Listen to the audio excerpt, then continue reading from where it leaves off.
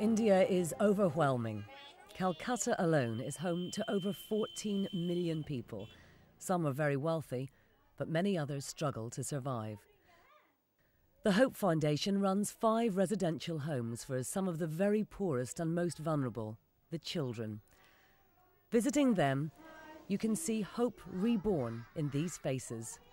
Visitors say how moved they are by the voices and expression of children born to a poverty and deprivation that's hard to witness. Abandoned, traumatised, without families, future or hope, our 200 staff give them a permanent home, healthcare, education and training. We give them back their childhood.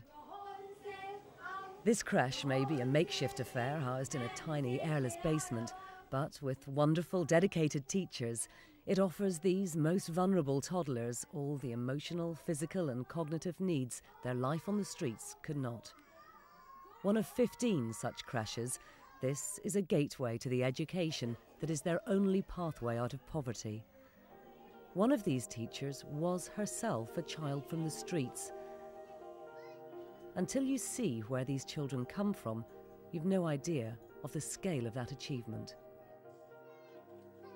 The Chetla slum is home to 3,500 people and counts as a legal settlement. Though the reality is more lethal, families use the canal water for everything: bathing, laundry, sewage, cooking, and yes, drinking. It also contains dangerous levels of arsenic and snakes. The illegal slums are even worse.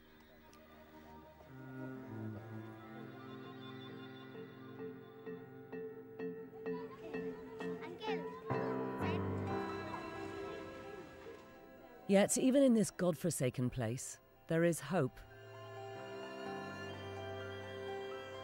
We run 35 coaching centres like this, giving the slum children help with their studies so they can get their grades and stay in the government school.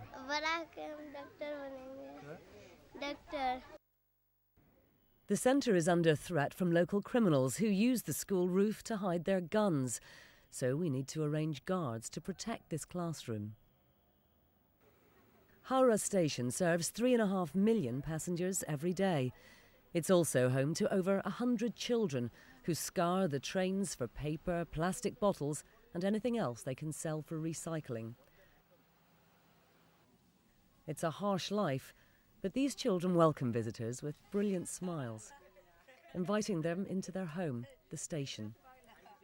This is where we run an outreach centre, providing education, counselling and lunch.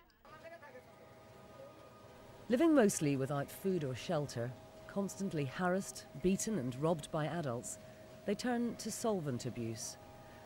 So we run a detox centre and a home where supervised rehabilitation can take place, getting them back into school or training for work. One of these boys has now qualified as an ambulance driver, an unbelievable transformation.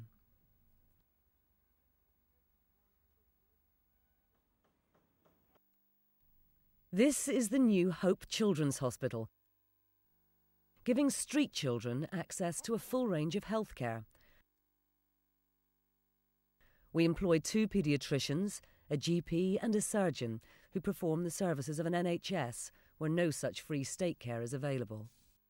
Hope Hospital, I can say it's a landmark within Calcutta, because it's a hospital that is set up for all the underprivileged, all the street childs. This is Rasha. She's a bit shy at the moment, but she came in about 6 weeks ago. She had severe burns that she got when she got caught between a rickshaw and a vat of hot oil, and unfortunately the oil fell on her, so she had 35% of her body was absolutely burned. She came to the Hope Hospital and gradually she's made progress. She has skin grafts and she's now able to do things like play with Jenga and make little bracelets, and whereas a couple of weeks ago, that wouldn't have been possible because she was in complete agony. hope is just a solution, hope is just an answer. Hope Hospital is a new dimension in the field of treatment of this underprivileged street child. In the midst of all this need and hardship, it's wonderful to see busy, happy young women being taught by a first-class teacher. This is our new education centre, integrating vocational training and income generation for women. Many of these women are prostitutes and are HIV positive. We give them the skills to make things, from sewing and dressmaking to computer and restaurant skills, and help to sell their work. We give them hope.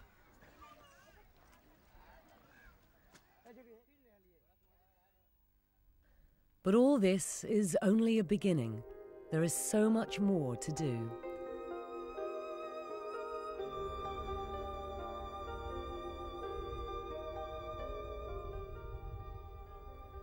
For instance, 4,000 people scratch a living from this dump, literally fighting for scraps with dogs and rats.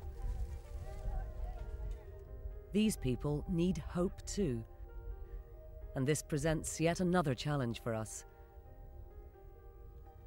We are their only hope.